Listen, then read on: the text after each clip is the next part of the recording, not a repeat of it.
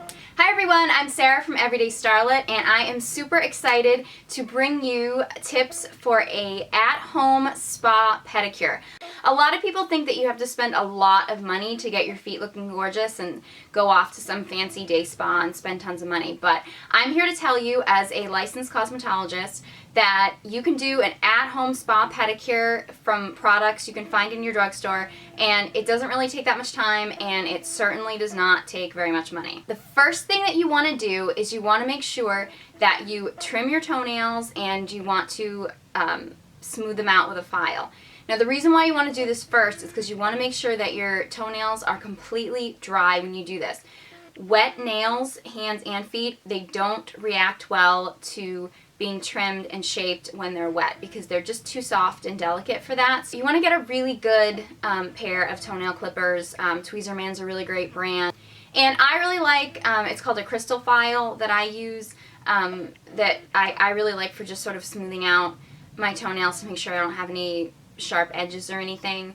And you always want to make sure that you file in one direction. You don't want to gnaw at your nails. So now that your nails are the proper length and they're nice and clean, obviously you want to remove any polish that you already had on your nails before you start the process. So the first thing you want to do is you want to soak your feet. The important thing is you just kind of want to soften your skin and your cuticles. I mean, that's really all that it is. So you can just soak in either a tub. You can either soak yourself in a bathtub or your feet in a bathtub. If you have a tub shower, you can soak your feet in the tub while you're showering. Just fill it up with a little bit of water. You can put a little bit of whatever body wash you like to use. And you can also add some Epsom salts, which you can get for like nothing at any drugstore. But in reality, if I'm running late, I just take a nice warm shower and call that soaking my feet because your feet are getting wet in the shower. The next thing you want to worry about is exfoliation. What I love and what I was trained on actually in cosmetology school is St. Ives Fresh Skin Apricot Scrub. And I'm sure you've always seen this at your drugstore. This has been around forever. But this works amazing on your feet. And you can get this for like almost nothing. I mean, it's sulfate-free, paraben-free, 100% natural exfoliant. I mean, this is just amazing, and you can find it in almost any drugstore. So I definitely recommend using this as the foot scrub. You just kind of take a little bit of a foot scrub and you just kind of rub it all over your feet, emphasizing your heels, which can get really dry, and maybe the balls of your feet, just any place that feels like it's getting rough and calloused. If that's not enough, and it might not be, I like a good old-fashioned pumice stone. I feel like this is such an underrated beauty product, and you can get them in almost any drugstore. You just wet it down and you just kind of scrub on any areas of your feet that might feel a little rough, and this takes care of it. And again, you can get these for like almost nothing. Now that your feet are nice and soft and exfoliated, you want to take care of your cuticles.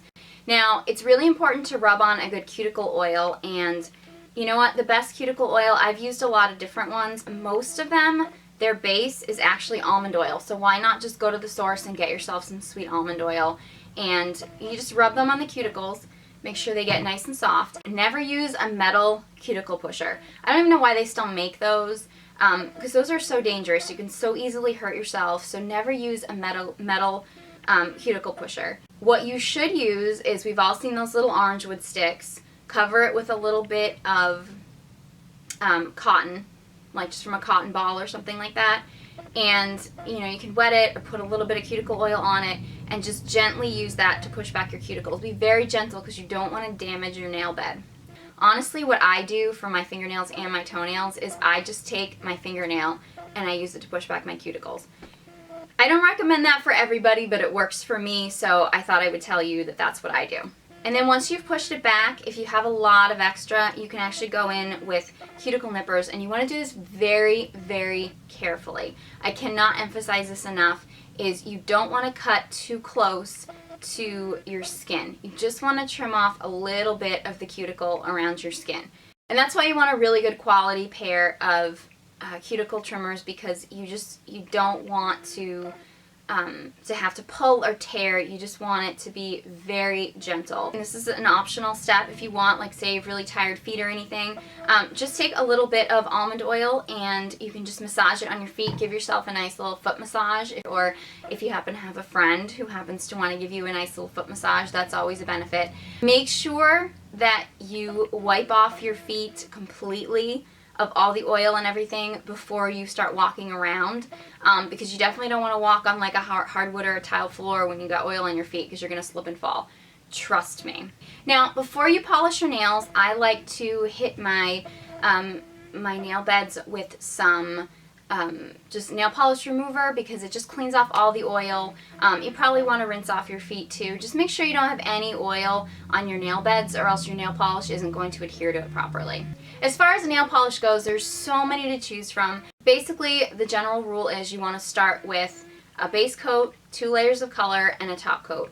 That's standard. I've been using Creative Nail Design's Shellac nail color, which is actually like a gel color, and I really like it, and I tend to use it on my fingernails because my fingernails chip really easily. My toenails not so much. Toenail polish will last a lot longer. But I like to use the same color on my nails and my toes. You don't have to do that, but I think it gives a nice classic look. But I just think there is nothing more glamorous than looking down at your toes and seeing bright red nail polish. Because your toenail color should really be for you. It should be what you love and what makes you feel special and glamorous. Now you've done your pedicure, an extra little tip. I am obsessed with this foot cream. It is actually Eucerin Intensive Repair. It's a hand cream, but it actually has alpha hydroxy acids in it. And my feet can get kind of dry and rough, I will admit. And I've tried other lotions and stuff, but to be honest, I always go back to this one. My feet always feel amazing, and they look their best when I use this, you know, every night that I can. And that was our glamorous and inexpensive at-home spa pedicure. I hope you guys enjoyed this video. If you guys have any comments, questions, or suggestions, please leave me a little comment below, and make sure you subscribe to the YouTube page. If you enjoyed this video, please give me a thumbs up. Thank you guys so much for watching, and I hope you join us next time.